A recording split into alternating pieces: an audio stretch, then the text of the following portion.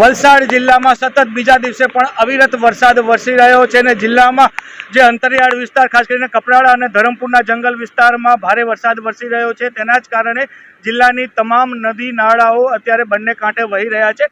આપ જે દ્રશ્ય જોઈ રહ્યા છે દમણગંગા નદીના દ્રશ્યો છે। દમણગંગા નદીના ઉપરવાસ એટલે કે મધુબન ડેમના કેચમેન્ટ વિસ્તારમાં ભારે વરસાદ થયો છે, તો સાથે મહારાષ્ટ્રમાં પણ ભારે વરસાદ થવાથી જે પાણી છે મધુબન ડેમમાં આવી રહ્યું છે। હાલે મધુબન ડેમમાં 30,000 ક્યુસેકથી વધારે પાણીની આવક થઈ રહી છે, જેથી રૂલ લેવલ જાળવવા માટે 6 દરવાજા 0.6 મીટર જેટલા ખોલી દેવામાં આવ્યા છે અને અત્યારે હાલ 15,000 ક્યુસેક પાણી નદીમાં છોડવામાં આવ્યું છે, જેના કારણે દમણગંગા નદી અત્યારે તોફાના સ્વરૂપમાં વહી રહી છે। જિલ્લાની વાત કરું તો જિલ્લામાં સૌથી વધુ વરસાદ ઉમરગામમાં પડ્યો છે, તો સાથે વાપી, પારડી અને વલસાડમાં પણ 3 ઇંચથી વધારે વરસાદ વરસી ચૂક્યો છે।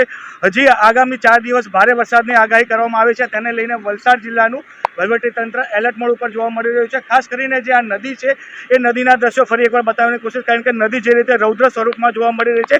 આ જે દમણગંગા નદી છે એ દમણ, દાદરાનગર હવેલી અને વાપીના ગામડાઓમાંથી પસાર થઈ રહી છે અને તેથી જ નદી કિનારાના જે લોકો છે તેને અહીંયા માછીમારી ન કરવાની સૂચના કરવામાં આવી છે। તો સાથે આ જે નજારો છે તે જોવા માટે મોટી સંખ્યામાં લોકો આવતા હોય છે, તેમને પણ અહીંયા મનાઈ ફરવામાં આવી છે।